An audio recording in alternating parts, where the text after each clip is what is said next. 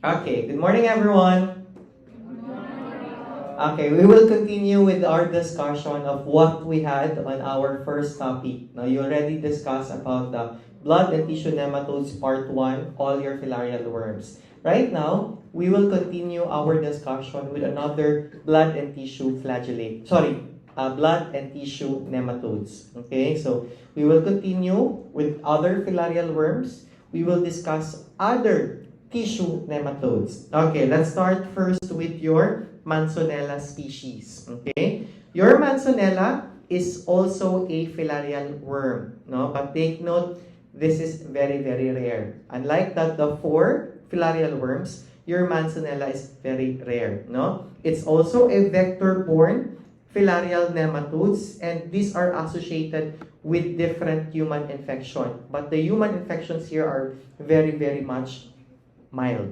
Okay? So these are the different species of your Manzonella. You have your Manzonella ozardi, you have here your Manzonella perstans, and you have here your Manzonella streptocerca. Okay, let's review first of what you have learned in your filarial worms. Remember, you have the four filarial worms that we discussed last week. And what are those? You have first your Wuchereria bancrofti, followed by Brugia malayi, followed by Loa loa, and followed by Onchocerca volvulus. Okay? Among four filarial worms here, which is unsheeted?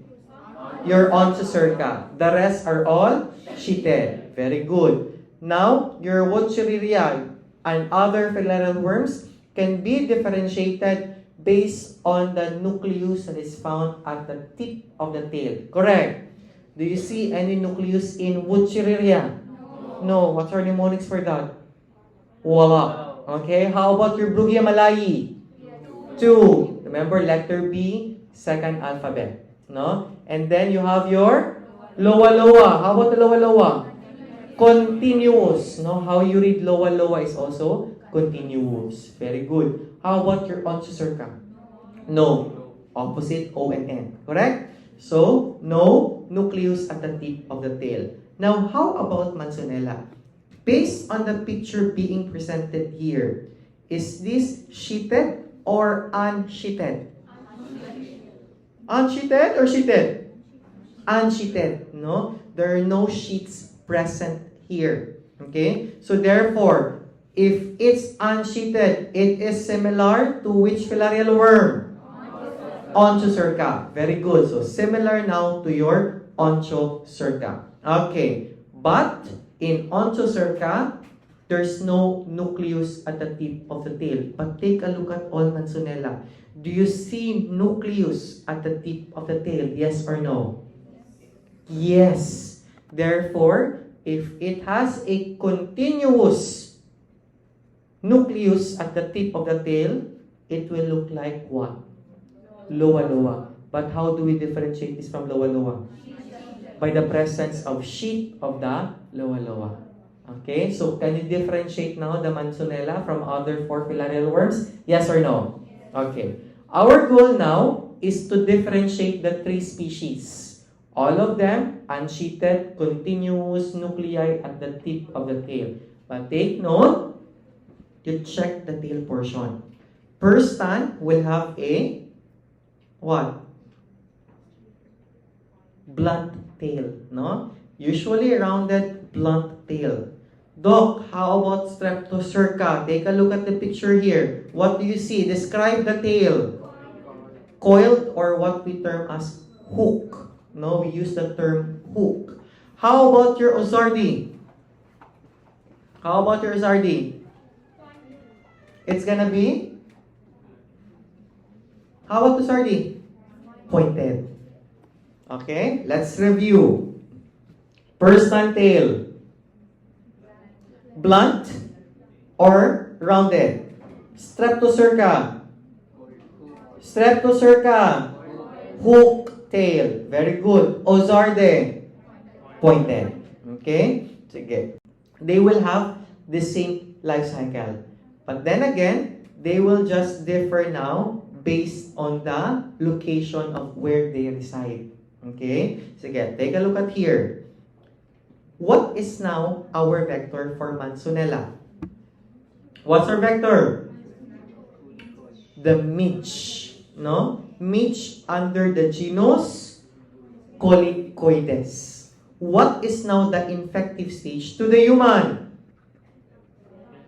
L3 larva. Very good. So, injected the L3 larva. In first time, it goes to the peritoneal cavity or pleural cavity. And then, it will produce the unsheeted microfilaria that will reach the bloodstream. Can you request blood smear here? Yes or no?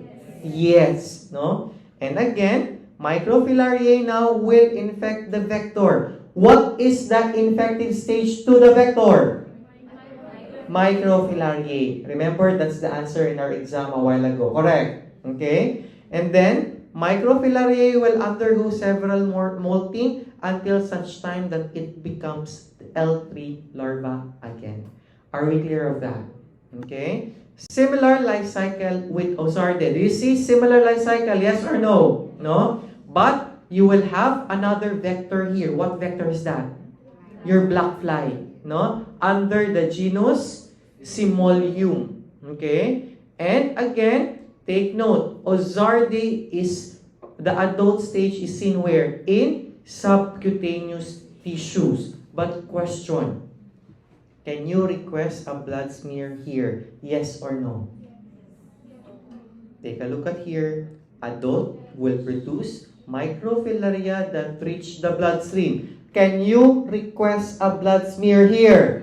Yes. Even if that it's seen in the subcutaneous tissue, you can still request a blood smear. Similar to which filarial worm? Butyriria. Oh, remember, Butyriria is in lymphatics. Loa-loa. Remember, loa-loa is subcutaneous tissue, but you can request blood smear. Unlike Onchocerca, in subcutaneous tissues as well, but you cannot request. No, because it's occasionally seen in blood smear. Is that clear? Okay. So here, the same life cycle as it goes, no, until such time that it infects again human being. How about Streptocerca? Take a look at here. Where do you see the adult stage? Dermis. Very good. It's gonna be in the dermis. And the adult will produce what? Unsheeted microfilariae. Okay? And take a look at here. It can reach the peripheral blood, but where do they reside? Is it in the skin? What will be the best diagnostic test for here? Blood smear or skin scraping? Skin scraping. Okay? So, if we compare this Manzonella species to the previous filarial worms, which is similar in terms of diagnostic for Streptocerca? Onchocerca. That's why the term cerca. Onchocerca, Streptocerca. All are skin scrapings. Okay? Okay. This is now the primary vector, no? No, the what we call as the midge. Okay? Take a look at here. Manzonella perstant is endemic usually in several places. It could be in America and Africa. But if we try to look at Ozarde, Ozarde is where? It's a New World species. Therefore, it is seen where? Usually in American area. No? Central America, South America, no? How about Streptocerca? It's a Old World species. Therefore, where do you see this one? Africa. Okay? Ozarde, New World. Streptocerca, Old World. Perstant, either America, Africa. Okay? Again, Manzonella infection is very, very mild. That's why, if your patient will have this kind of infection, will they go to the hospital? Yes or no? Unlikely. Because they just have mild symptoms. That's why this is very, very rare. No? Only few documented cases. Okay? And the symptoms are very, very non-specific. Okay, so again, this will just show you the blood smear of your different species of your Manzonella. No? Unsheeted with continuous nucleus at the tip of the tail. Okay, take a look at here. As we discussed a while ago, Persan and Insardia, you can request blood smear. Streptocerca, skin scrapings. Okay? Doc, what is our treatment of choice or drug of choice for this type of infection? What will be your answer? What will be your answer? No standard treatment, usually supportive. But if patient is somehow very having a severe type of this case, then that's the time that you can give your DEC in combination with your mebendazole. Okay, but most of the time, usually you don't have to give any treatment. Notion here, this one here, no? This one will show us the characteristic tail of each of these Manzanella species. Persan, blunt. Streptocerca, hooked. Ozarde, long. Okay? All are unsheathted.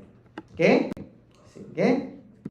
Now, this diagram or table here will show us how do we differentiate all the filarial worms. No, this is very nice. The tail portion, we discussed this already, no? And most especially in the head portion, you can actually differentiate them based on that, what we call as the cephalic space, no? If you take a look at the Wucheria, the cephalic space here is 1:1. It's gonna be equal. But if you try to look at the Brugia, it's a lot bigger. Is that correct? The cephalic space is a lot bigger, right? So this is, the ratio is 2:1. It's a lot easy to remember. Remember, Brugia is the second letter B, right? No, second alphabet letter. So that's why 2:1. No, that's my mnemonic so that I will not forget. Loa 1:1. Onchocerca, very large. Okay?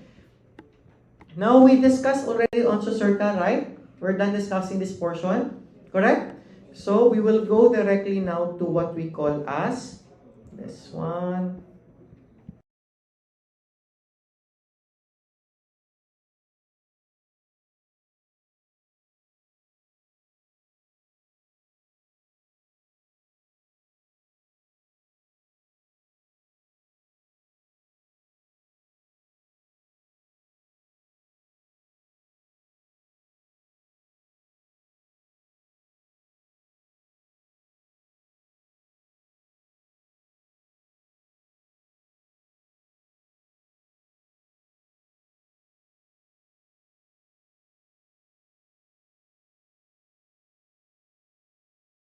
This Dracunculus medinensis. Are you familiar with Dracunculus medinensis? Not yet. No? Done already? Not yet. Okay, I'll try to discuss this one. Okay, everyone listen. You will have the first Dracunculus medinensis, common name, guinea worm. We call that guinea worm. Why do we call it guinea worm? Guinea pig? Take a look at the picture. Found in Guinea, Africa, not the guinea pig. Okay? Why we call it Medina worm? Who have been to Saudi Arabia? Have you been, Farhan? Do you know Medina place in Saudi? Have you been there also? You might have this infection. Because Medina is a place in Saudi Arabia where this area have cases of Dracunculus medinensis before. Okay? Why do we call it fiery serpent? Why do we call it fiery serpent? Because once you become infected, you will actually burn. Yes. Do you agree? No? You don't believe on me? That's why we call it Dracunculus. Do you know Dracula? Dracula, you know Dracula? The one that bites in their neck, right? Are you familiar with that? Diba every time Dracula goes outside with the sun, what happens to Dracula? It burns. That's why our patient will actually burn. No? I'm just kidding. It's not real. Why fiery serpent? Why fiery serpent? Fiery, from the name itself, fire. Huh? Burning. Burning what? Burning sensation. That's correct. No? Because there will be skin lesion later because the worm will go out, no? It will find its way going out of the skin, and that sensation is very, very painful as if you are burning. Okay? I like this worm. We call the disease dracunculiasis. Okay, take a look at here. Parasite is frequently found in subcutaneous tissue. That's why our discussion is all about the blood and tissue nematodes. They are not found anymore in the intestine, correct? They reside in the blood or in tissues. Okay, so they are seen in subcutaneous tissue, and again, the disease will result in frequent ulceration, no? Subsequent ulceration. You see this one here? This is now your wound, and then you see this worm here on the side? Can you see this worm going out? This is now your dracunculus. Okay? I'll try to discuss this one. No? In terms of its morphology, it's very, very small. And again, no, the larva can measure with this kind with this measurement, 500 to 700 micrometer. Now, we will discuss more on the life cycle. Infective stage, everyone. L3 larva, defective host. Humans, intermediate host. Cyclops are your copepod. No? Do you know who is this guy in the anime? You don't know? SpongeBob SquarePants. Plankton. Do you know Plankton? Do you know you don't watch anime, Indians? Indians don't watch anime? What do you watch? What? What do you watch? What anime was that? Maharaja? Mahaban? Mahabarabadan? Mahabarabadan. I don't know what anime is that. It's not an anime. It's just a story. Story of what? God? I know one anime. He's a small kid and very, very powerful. What's that? And he has a friend monkey. Oh, is that one? What's the anime? Jobapim? Chota Beam. Chota Beam. And he's very powerful, right? Why powerful? Is he a god? He is a ladu? What's a ladu? Huh? Sweet? He's powerful because he is a sweet? He eating sweets. He is diabetic. So he become powerful because he eat the ladu, which is very, very sweet. And what is a ladu? Is it a candy? It's a flour. Flour with sweet flour. Sugary. Have you eaten a ladu? Yes. Do Haveli sell ladu? I wanna try ladu. Because I want to be powerful. That's why you're very, very powerful. So that's it. That's a story behind it. You're just promoting the food. Ladu. I'll try that. Is it expensive? Yes. 25 pesos? Small one? Is it similar with Jobam? Julabam? Julabam? That's not Gobam? Jollibee? Golajam? Golab Jam?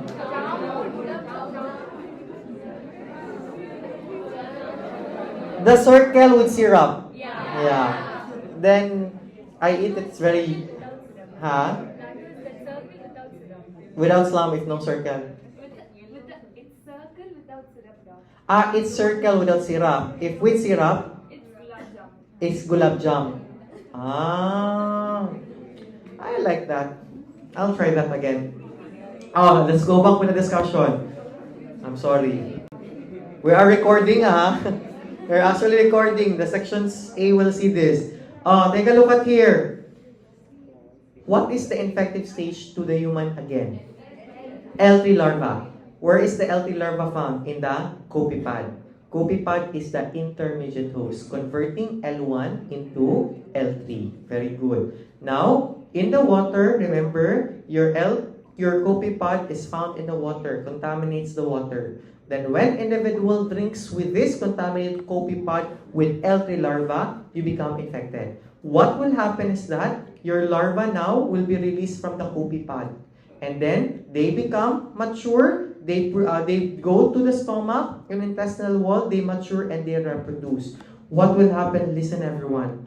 The fertilized female worm will migrate to the surface of the skin. That's why this red portion here, no? They will go to that surface of the skin, they cause blister, and they will discharge the larva.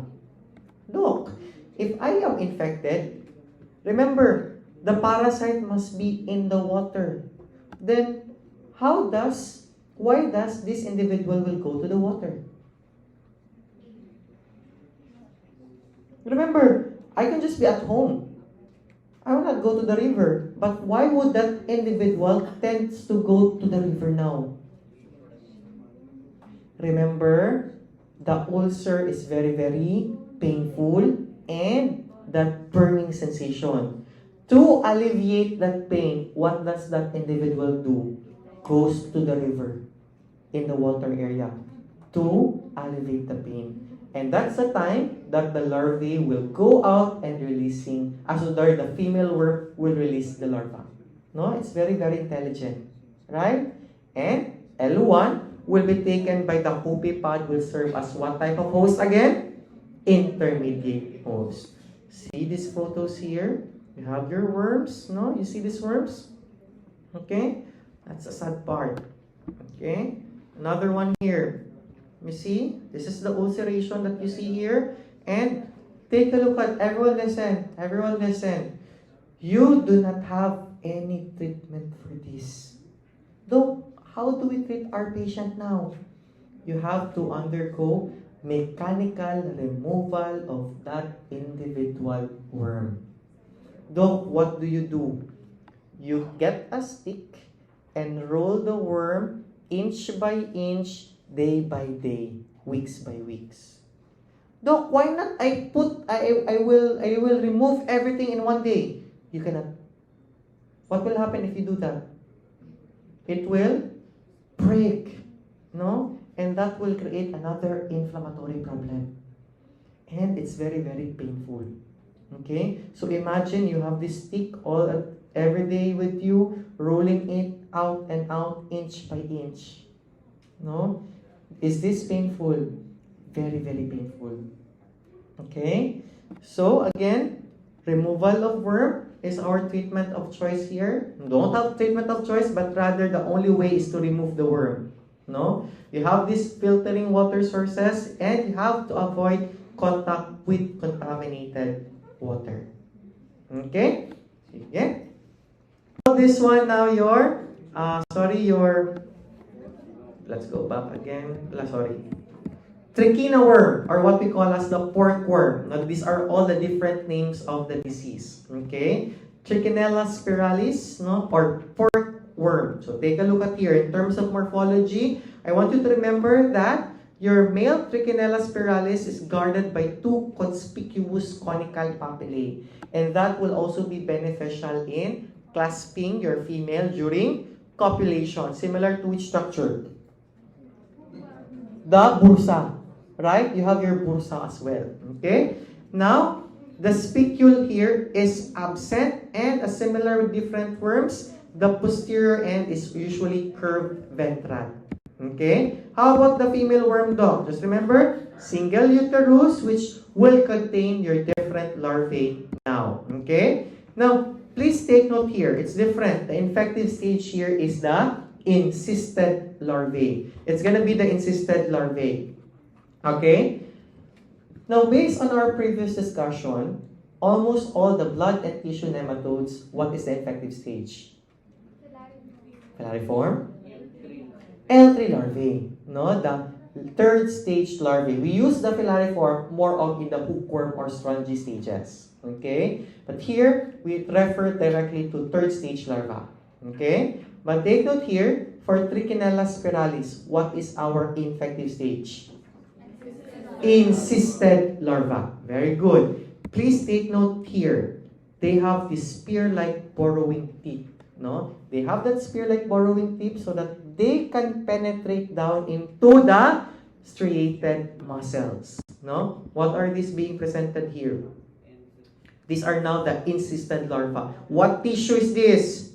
Muscle. What type of muscle? Skeletal muscle. Very good. Okay? So let's take a look of the life cycle here. Infective stage, encysted, definitive is swine. Man is an accidental host, but can we become definitive host here? Yes or no? Yes, no, because the worm can develop into adult stage. Very good. Diagnostic stage, encysted larvae. Okay, take a look at the life cycle here. This is now your pigs. This can be under domestic cycle, meaning to say, remember, the infective stage is in the muscle. Diba? Some animals, if that animal die, they will just eat the muscle. Correct? They will just eat that animal. So they become infected. No, that's between domestic and including the sylvatic. No, between these polar bears and other mammals. The problem here is that humans will also ingest that encysted larva via contaminated meat. No? So, ingestion of the undercooked meat, what will happen? The larva now will go into the small intestine, becoming adult, and they will produce that larva, and that larva will try to penetrate into the muscle layer. Okay? Question. Remember, the infective stage is the encysted larva in the muscle. The mode of transmission is through ingestion. Question. Can man transfer this to another man? Yes or no? Yes. No? Yes? No or yes? Yes. Cannibalism. Remember on my story before that I shared to you about the black market? I shared that to you, right? The black market that I've tried, but it's just a joke. No. Cannibalism. Remember, what is that tribe in Africa wherein they tend to eat the brain of their family members as part of their cultural practices? Kuru. Very good. Kuru. What is the etiologic agent of Kuru? Do you have a classmate Kuru here? Okay, Kuru, stand up. Where's Kuru? You're Kuru?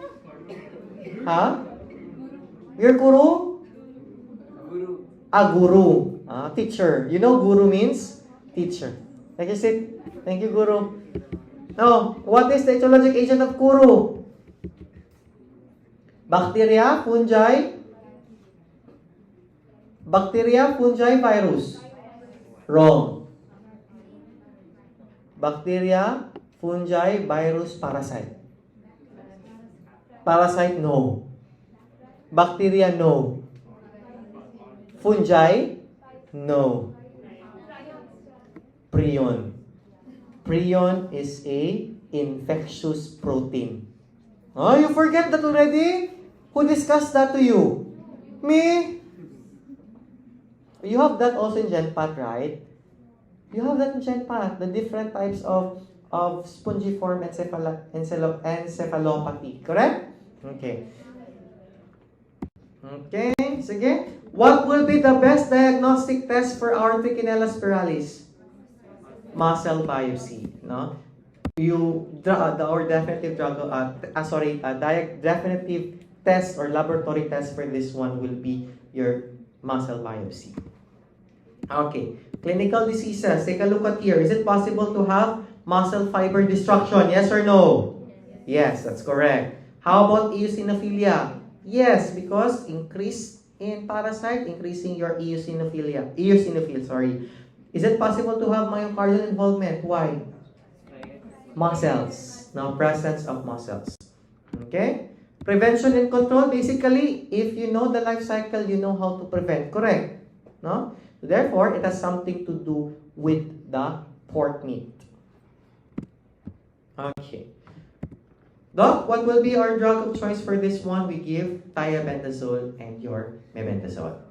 Okay. Okay. Next one, we have your Angiostrongylus cantonensis. Okay. The common name is, we call this rat lungworm. No? This was described by Chen from domestic rats in Canton, China.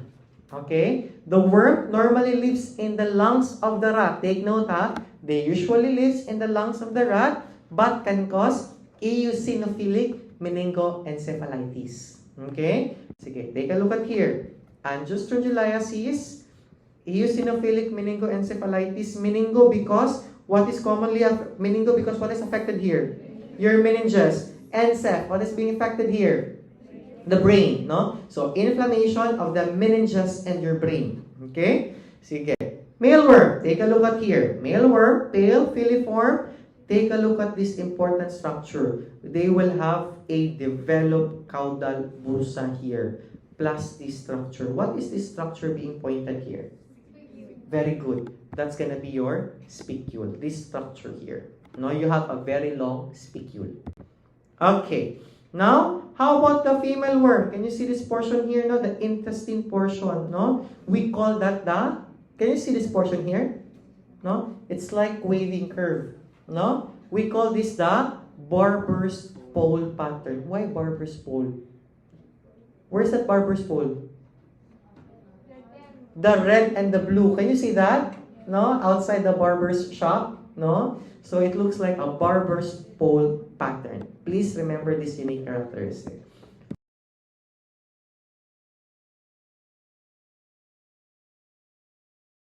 Take a look at here. The life cycle of the parasite, infective stage, it's still third stage larva. Definitive host will be the rats. How about human?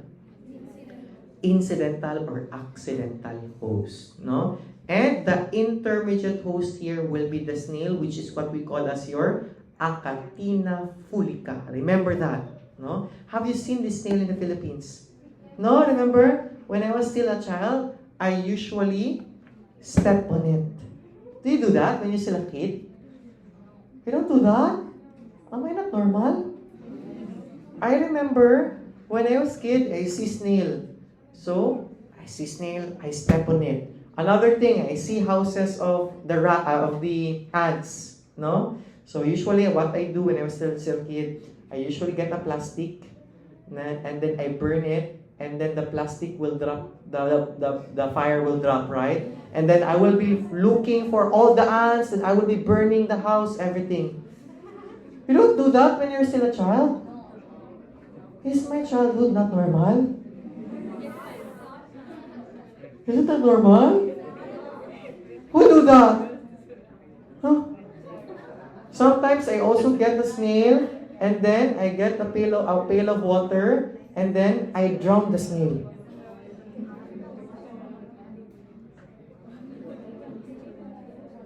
You don't do that. I also sometimes know. I remember one time before, I was playing with fire, and I almost made our home burn. Luckily, my parents was there. You don't have that kind of experience? Oh, your childhood is very boring. What do you do when you're still a child? What do you play? Do you play kites when you're still a child? Kites. Do you know the canned goods that you put at the center, then you just throw it? You do that also? You have Chinese garter? Chinese garter, then you play like that. You also do that? What else? But you don't do burning. Mine is very weird. Oh, let's check, But you have seen this one. But did you know that some places eat this kind of snail as part of exotic delicacy?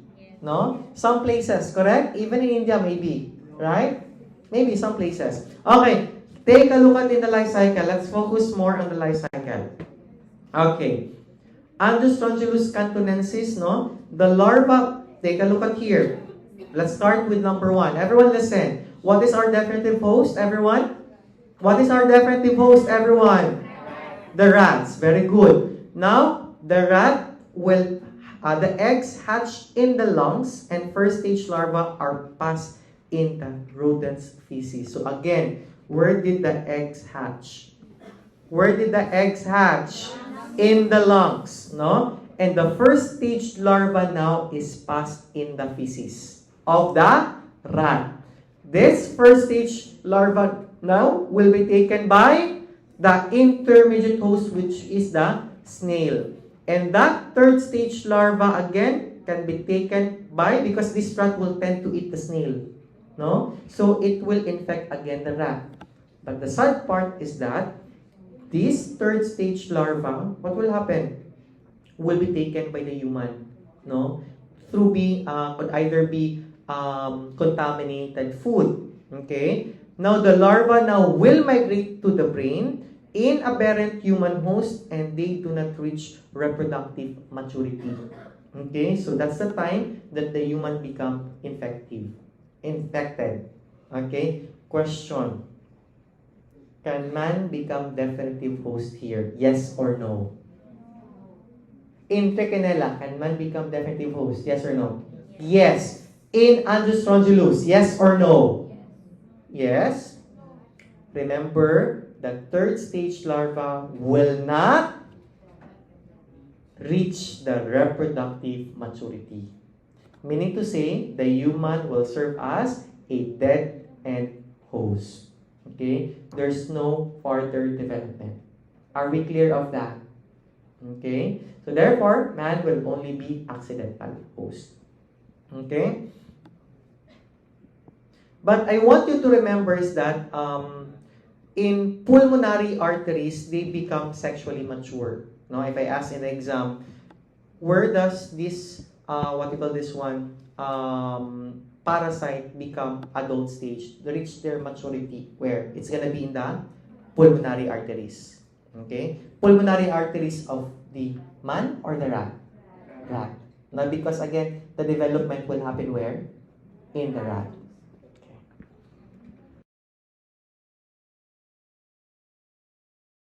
Okay, so these are your parasite that can be seen in the brain tissue of our patient. No, you see the larval stages here, the third stage larva. No, is our patient still alive?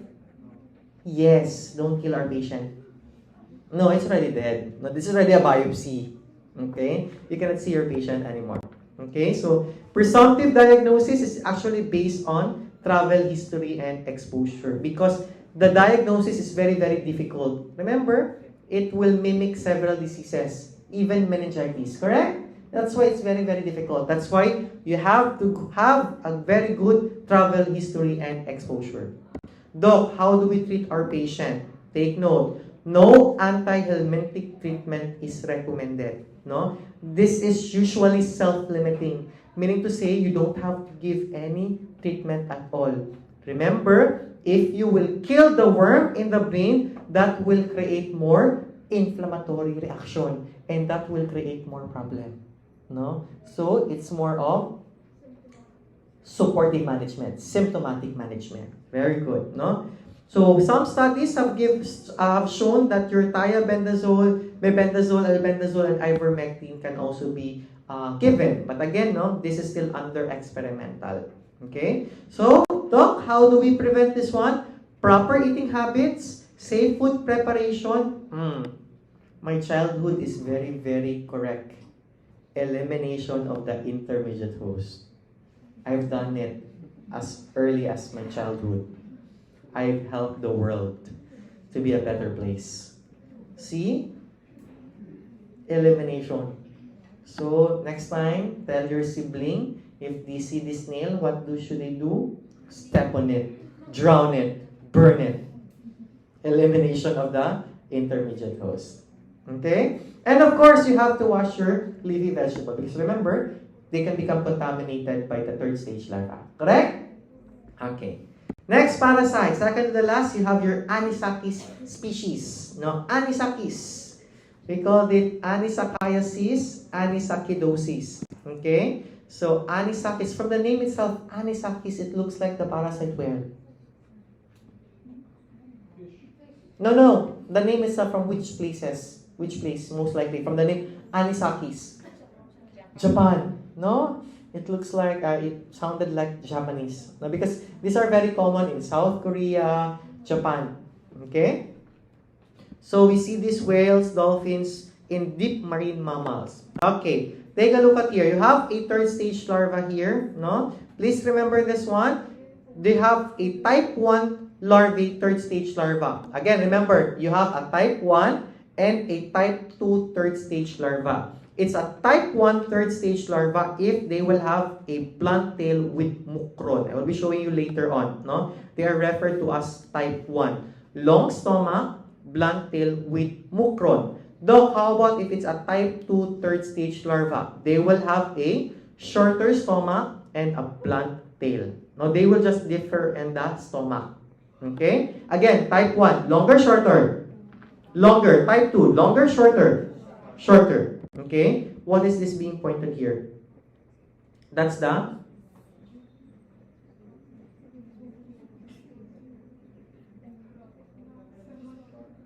what is this? Oh, you have to read blunt tail with, that's the mukron. All you need to do is read. No, that's your mukron. Okay? Take a look at the life cycle of the parasite. Okay? Take a look at here. Again, what is our definitive host here? What is our definitive host here? The deep marine mammals. Okay?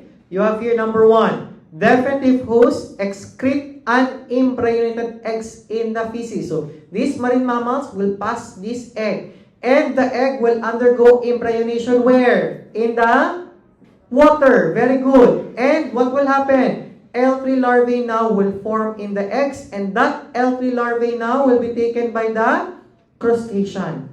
Okay? Free swimming larvae are ingested now by the crustacean, and they develop into your hemocoel. And what will happen next? These infected crustaceans now are eaten by the fishes. Your L3 larvae now will be released in digestion, and they will go in the muscle tissues. And again, these fishes will be eaten by what? By these deep marine mammals. And that's how they become infected. Okay? But, what is being ingested by human? Which stage of the parasite? L3 larva. No? If you don't know the answer about the blood and tissue nematode infective stage, what is your best answer? L3 larva. Okay? Except what parasite? Trichinella. What's the infective stage of Trichinella? Incisive larva. Very good. Okay? So again, let's check here. What is our infective stage? L3 larva. What is our intermediate host? Your crustacean. No, what is your definitive host? Your deep marine mammals. Accidental host. Humans. Diagnostic stage. The third stage larva. Question. Doc, can human becomes definitive host here? Yes or no? Yes or no? Can humans becomes definitive host here? No. Because there's no further development of the parasite in the human stage. Okay? Doc, you can have gastric pathology here, no? There will be hemorrhage because they will try to penetrate into the mucosa, different intestinal pathology, and even allergic reaction. So, Doc, how do we diagnose here? You will do gastroscopic or endoscopic exam, no? You will try to view it, no? And you have to remove. So, therefore, the only treatment management for our patient here is to mechanically remove the larva, similar to which parasite? Dracunculus medinensis. Okay? Similar to your Dracunculus medinensis. Okay? So, treatment, removal via endoscopic forceps, or you can give other supportive medication. No? You can give your corticosteroid and your albendazole. So, this is very, very common in Asia and Japan, even Korea. Okay? So, control and prevention here. Marine fish, squid, shellfish, no? Thoroughly cooked or prior to consumption. So, basically, knowing the life cycle, you know how to prevent. Correct? Because basically, you get this from fishes. Correct? No? So, you have to properly cook fishes. Okay. Last two parasites. You have your Toxocara canis and your Toxocara cati. From the name itself, Canis, Cati, Braziliense. Braziliense. I thought you will answer Brazil. Or I asked in the exam, which of the following will not have a heart-lung migration? What is the answer for that question? None of the above? Wrong. Americanos, that's hookworm, correct? Heart-lung migration, yes or no? Yes. Strongyloides? Yes. Dudinale? Yes. Braziliense? No. Remember Braziliense? Can it penetrate deeper to the tissue? Yes or no? Braziliense, can human become definitive host? Yes or no? Again, Braziliense and caninum, human is only accidental host. Can it penetrate going to the blood vessel, going to the lungs? No, it's only in the skin, creating that cutaneous larva migrans, the serpiginous tunnel. There's no heart-lung migration. It's very analysis, right? Type of question. You have to really analyze. Remember, humans are accidental. Correct? Okay. Did you answer none of the above? Should I consider that? No. Of course not. I have to learn. Okay, continue. Toxocariasis. No? So again, you have the third stage larva here. Straight esophagus extending about a third of the body length. Take a look at here. How do we differentiate it with other with the male and female? You know what? It's just similar with other nematodal worms. No? Take a look at here. Like all ascarids, your Toxocara will have 3 lips. No? Similar to which parasite? 3 lips. Your ascaris. Very good. Take a look at here. They will possess larger spear-shaped cervical alley, which is broader in Cati than Canis. No? For us to differentiate Cati from Canis, you check the cervical alley, which will have a broader cervical alley. What's your answer then? The Cati. Cati. Okay, take a look at here. 3 lips. No, that's the 3 lips that I am showing you. No, you can appreciate that. How about this one? What is this? What is this? That's the cervical alley. And this is very, very broad. This is Cati or Canis? Cati. That's gonna be your Cati. Okay. Toxocara eggs are golden in color, spherical to slightly pear-shaped, thick-shelled, and have pitted surfaces. Can you identify this thick one here? Yes or no? No? Can you appreciate these pitted structures here on the side? Yes or no? No? That's a unique and a very specific characteristic of your Toxocara eggs. No? Thick-shelled and its pitted surface structures here. Okay? Take a look at in the life cycle of the parasite. Humans will serve as what type of host? Accidental. Can we become definitive host here? Yes or no? Yes or no? No. We are only accidental. Okay? Sige, let's start here. Where should we start? Where's number 1 here? Where's number 1? The cats. The cats or dogs will pass feces. Or there could be vertical transmission. No? Transplacental. Correct? So they can basically transfer that to their offspring. Very good. Then, unembryonited, undergoing embryonation in the environment, becoming embryonated larva. No? And that embryonated egg with the third stage larva can be ingested by these dogs or cats, or can be digested by your paratenic host. No?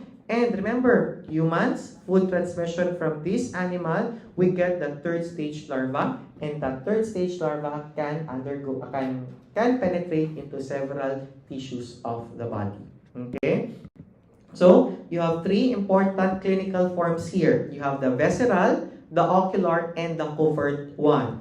Visceral from the name itself. Now, visceral result in the migration and subsequent death of the larvae in several organs. No? You see this one, the visceral larval migrans. Again, similar to which disease? The cutaneous larva migrans. No? So, if I ask in the exam, what is the etiologic agent of cutaneous larval migrans? What's your answer? Braziliense and canino. If I ask in the exam, what's the etiologic agent for visceral larval migrans? What's your answer? Your Toxocara. Very good. Okay? So, this is your larva here being, you see the different, what we call this one, granulomatous reaction. No? So, you see some inflammatory cells surrounding the larva here. You have your ocular. The name itself, ocular, meaning eyes. No? It affects the eyes. No? Expressed with signs and symptoms manifesting the eyes. But the problem here is that we cannot prevent. No, there's no treatment for this kind of infection. But what we do for us to prevent further destruction in the eyes is to stop the further progression of the disease. Okay? So, the larva also will migrate to the brain, meninges, and can be seen now in the CSF. So, you can collect CSF sample as well if you will have neurological symptoms. Okay? So, our best diagnostic test for this one is to use biopsy tissue. Okay? Or some serological test method. You can also undergo, in terms of the treatment, as I said a while ago, in ocular, it's very difficult and usually consists of measures to prevent the progressive damage of the eye. No? Don't have any further treatment for this one, but again, we just need to prevent the further progression of the damage to the eye. Okay, so as early as possible, we have to treat our patient, correct? So that there will be no further damage. Okay? So, take a look at here. So, this is a soil-transmitted zoonotic, but why is it? It's very common in children. Children usually plays with the dogs and cats. Correct? No? And cases are more frequent in children, as I said. Okay? Doc, how do we control this one? Control and capture of stray dogs and cats. Do you have that kind of policy in India wherein there are no stray dogs because they can be taken by the government? No, similar here. You cannot see, there might be stray dogs here, but it's being controlled by the government. No? And again, cleaning up of feces from soil, pavement. So again, it's more of the preventive measures based on the life cycle of the patient. Okay? Do you have any questions or clarifications? Any questions or clarifications?